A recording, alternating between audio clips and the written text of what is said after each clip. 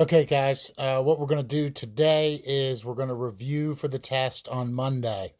Remember, I will email you the test Monday by 9 a.m. Um, I need you to have it back to me within 2 hours, so by 11 a.m. I'll just send it in the body of the email, and y'all get your answers back to me, whatever's easiest for you, a PDF, or in the body of the email itself would be fine as well. Cut me some slack on getting them graded. It's going to be difficult to go through each one electronically, but I'll try and get those graded as soon as I can. If you haven't emailed me back to say that you have received and understand the test instructions, you need to do that immediately. I'll send out another email on that.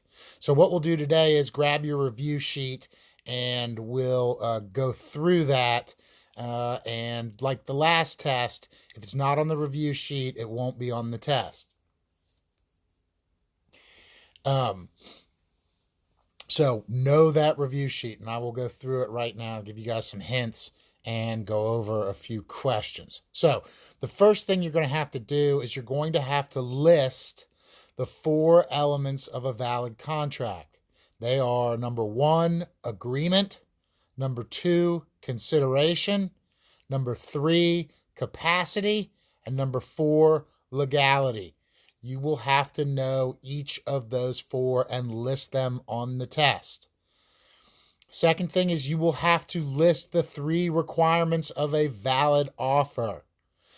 They are: number 1, a serious intent to be bound by the offer; definite terms is number 2; and number 3 is communication of the offer. So make sure you are able to list all 3 of those. You will also have to list at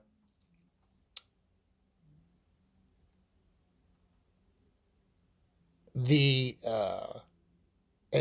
3 of the 5 types of contracts that have to be in writing under the statute of frauds, and we'll get to the statute of frauds here. But those are the 3 things you're going to have to list. Excuse me. Okay, moving on. Make sure you know who the offeror is and who the offeree is. It's pretty simple. The person making the offer is the offeror. The person to whom the offer is made is the offeree. The only thing that can get tricky about that, and you will see a question on the test that asks this, is when you have a counteroffer. When you have a counteroffer, the person making the counteroffer, who was originally the offeree, becomes the offeror. So an example of that: I say to Colin, I'll sell you my car for $500. I'm the offeror and Colin is the offeree. Colin's response to that offer is, well, I'll give you $200.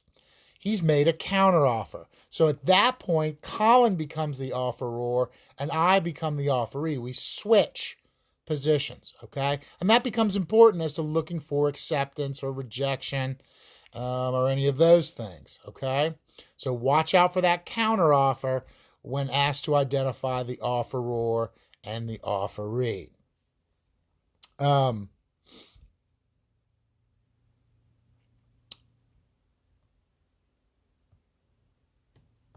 Sorry, I'm looking at my review sheet. Remember that an offer is terminated, or D under the review sheet, termination of the offer, if the offer is revoked, if there's a revocation. So if I say to Colin, I'll sell you my car for $500, and before he accepts or rejects or anything else, I say, never mind, I revoke the offer. That offer is then terminated. If Colin after that says, oh, well, I was going to say, yes, I want to buy your car for $500, then he's made an offer. Because once I revoke the offer, it's terminated and he can't accept it. He can make me an offer. But once I've revoked that offer, he can no longer accept it because the offer has been revoked. If Colin rejects the offer, Colin, I'll sell you my car for $500. He says, no, thank you. That's the end of the story. The offer is terminated. A counteroffer will also terminate the original offer. So, Colin, I'll sell you my car for $500. He says, I'll give you $200.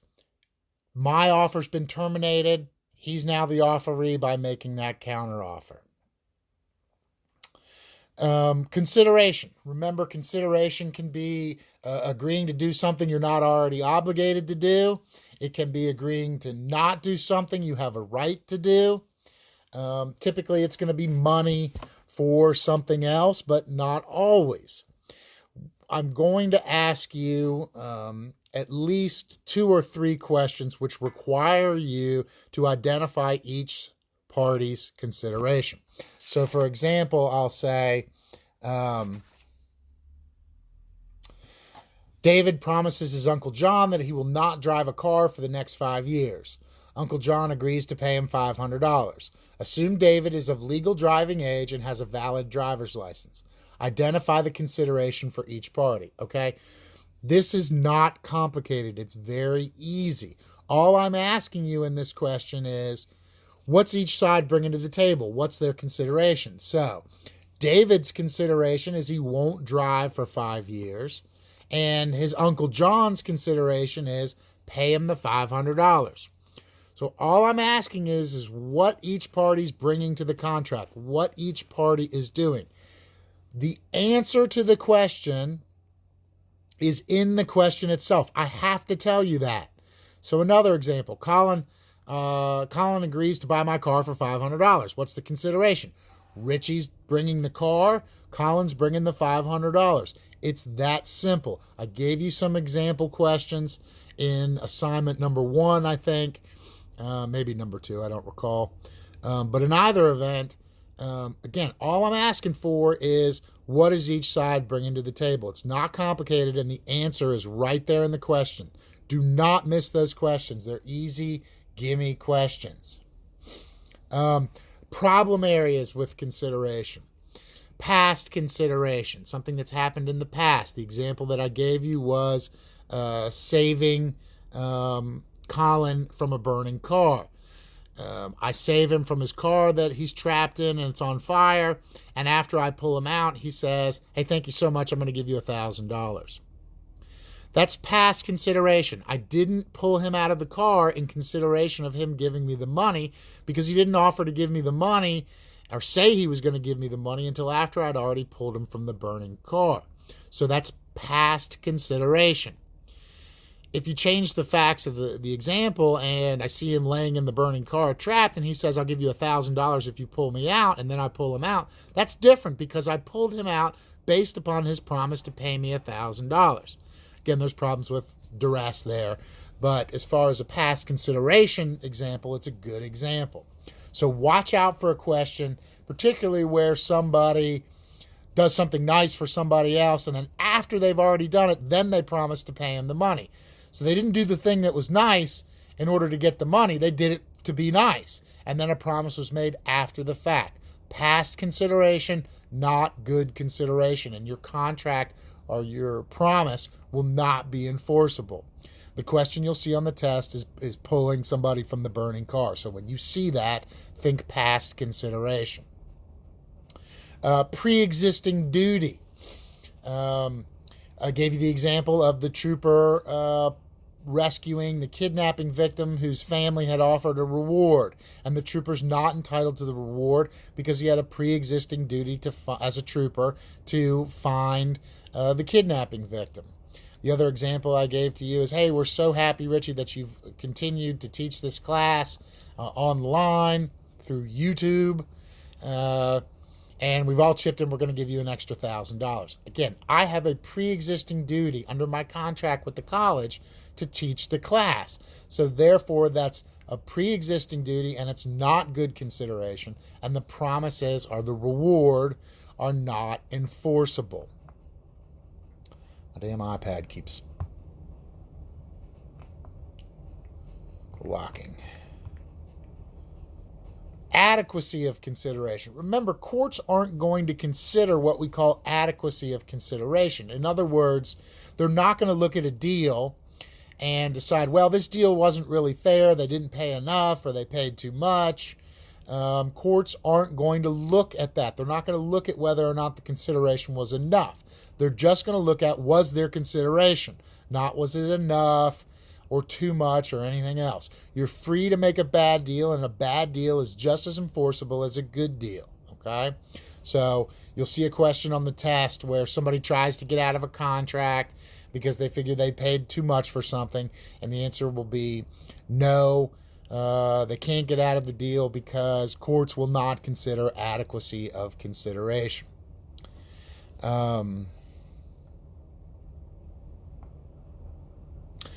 Remember our capacity questions. So we had 3 problem areas with regard to capacity: being under the age of 18 or minority, being a minor, being intoxicated, or having some type of mental disability. All 3 of those things affect one's ability to enter into a contract, to come to an agreement, to reach a meeting of the minds. Remember, if you enter into a contract with a minor, the minor can get out of that contract because the contract is voidable. Remember, a contract that is voidable, one of the parties, in this case, the party who was under the age of 18 at the time they made the contract, can get out of the contract. It is voidable at their option. Remember, anytime you see a voidable contract, you need to look for one of 2 things: ratification or disaffirmance. Once the minor turns 18, they can ratify the contract. In other words, say, hey, now I'm 18, I want to continue to be bound by this contract. Or they can disaffirm. Hey, I'm 18 now, I'm out, I don't want anything to do with this contract. You can ratify or disaffirm either expressly, but you do it expressly by saying, I want out or I want to stay in.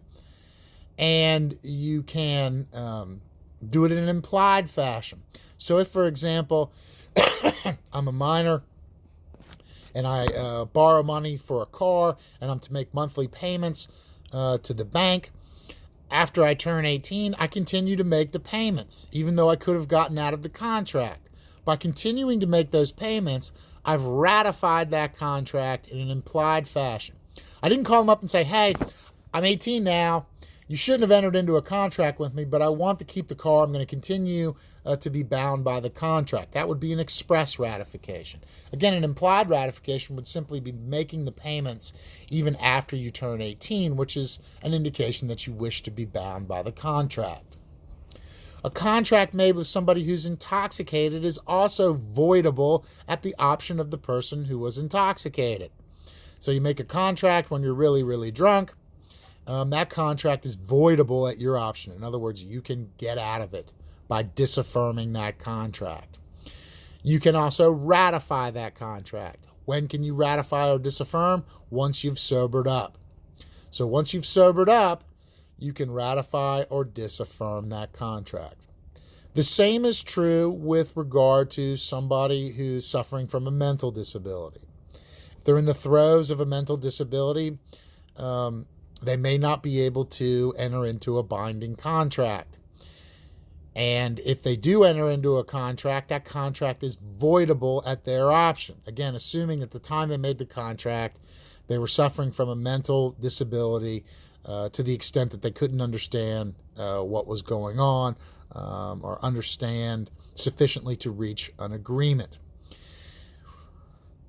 Once they are no longer under that mental disability, they can ratify or disaffirm the contract. Again, if the contract's voidable, you got to look for ratification or disaffirmance. So,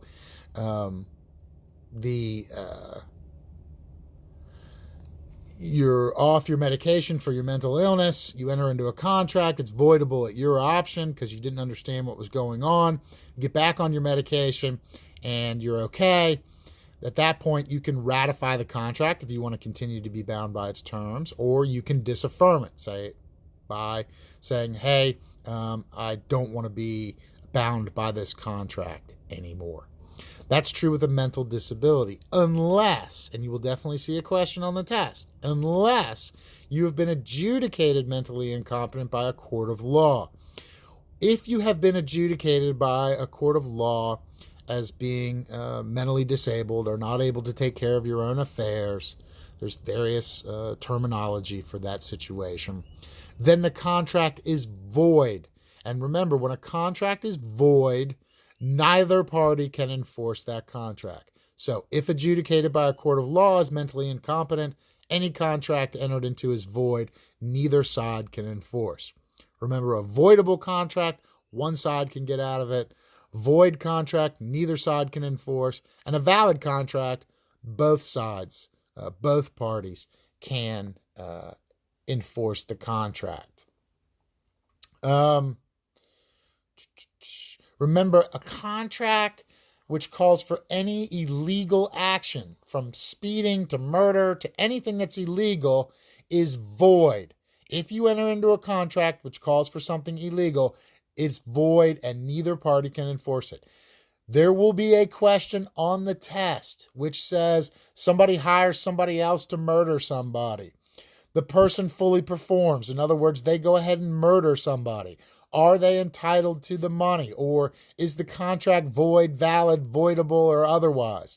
When you see the hitman contract, the murder for hire contract, the answer is the contract is void because it calls for an illegal act. Therefore, neither side can enforce it. And again, we say that contract is void. Do not tell me that the contract is valid in that hitman example. Please, I'm begging you. It should be a very easy question to get. We talked about remedies. In other words, what can the non-breaching party do or get or receive if the other side breaches? And we talked about a measure of compensatory damages, trying to put you back in the place that you would have been had the contract been fully performed.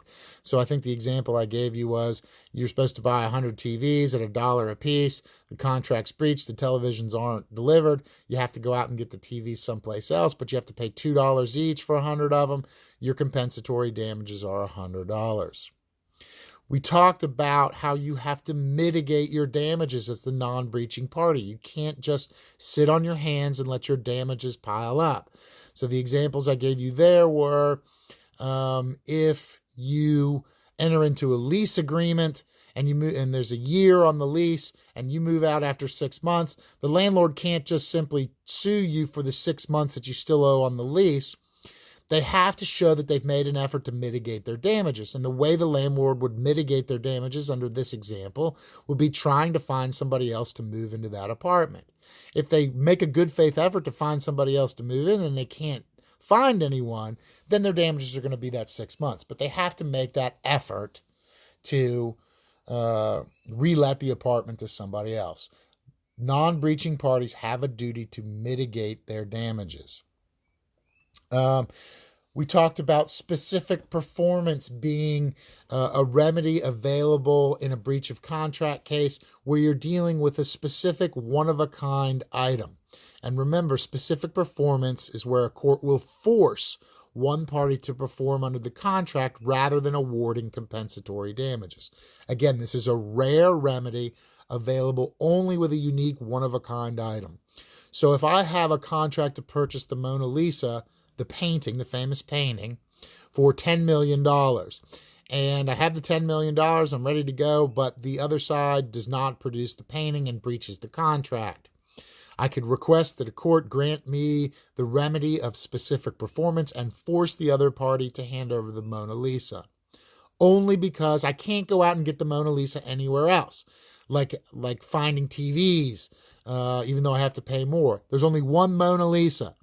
So you look for that unique one-of-a-kind item. So on the test, you're going to see a question that involves a unique one-of-a-kind item, and it's going to ask you, what is the best remedy? And the answer is going to be specific performance. So when you see that one-of-a-kind item, think specific performance. You are going to have to list at least 3 of the 5 types of contracts that have to be in writing under the statute of frauds. They are a contract for the sale of any interest in real estate, a promise or a contract to pay the debt of somebody else, a contract which cannot be fully performed within 1 year by its own terms, a contract for the sale of goods worth over $500, and a contract in consideration of marriage, which essentially means a prenuptial agreement. Okay, that looks like that's pretty much everything under the review sheet. Let me double check, make sure I haven't missed anything.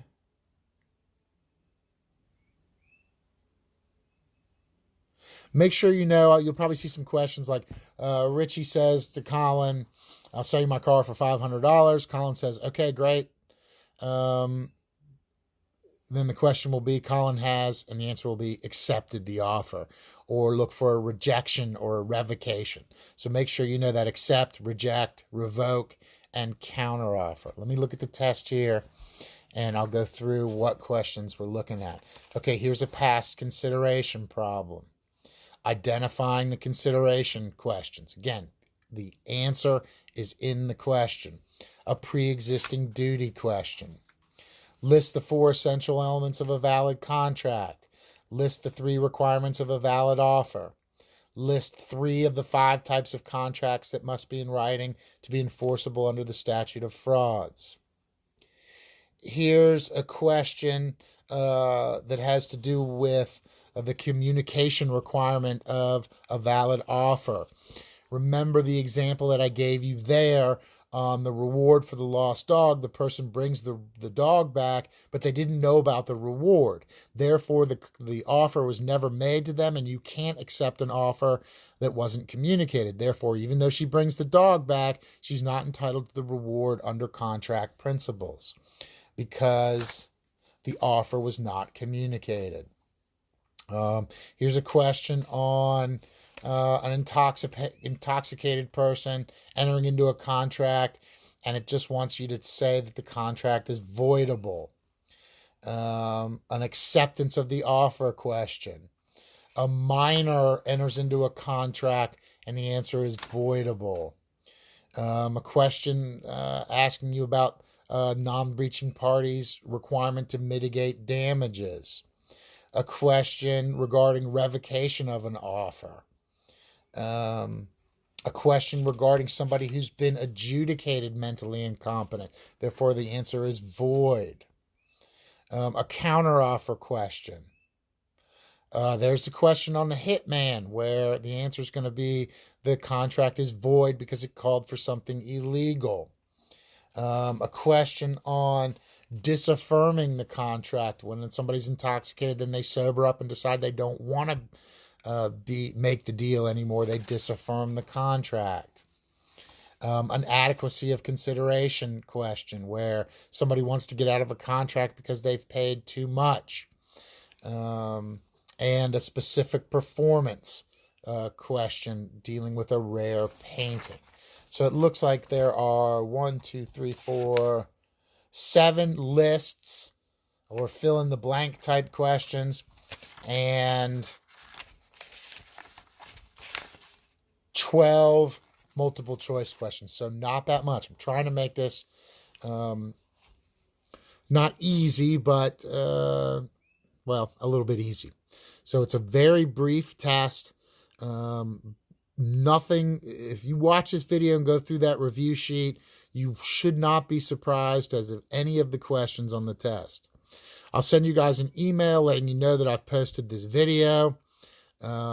Study the review sheet, go through the previous videos, watch this video. Let me know before Monday if you have any questions. I will email the test to you Monday morning. You will have 2 hours to complete it. I will put it in the body of the email so there's no question about whether or not you can open up an attachment or anything like that. Get it back to me within those 2 hours in a format I can understand. You should be good to go, guys. I know this is a pain in the you-know-what for all of us to do it this way, but we got to get through this semester. We're almost there. We will have a final exam on the final units that we have. I'm going to do a unit on crimes against business and kind of crimes in general, because I think it'll be a little bit more interesting. And then we'll do basically corporations or business organizations. So not too much more material to cover. I'm not going to swamp you guys. We're almost through this. Hope everybody's doing well. Any questions, comments, concerns, whatever, call me, text me, email me. If you have not emailed me back to say you got the test instructions, do that immediately, please. Just drop me an email, says, understand about the test. That's all you need to do. All right, guys. I'm going to send you an email here in a minute. We should be good to go. All right. Bye.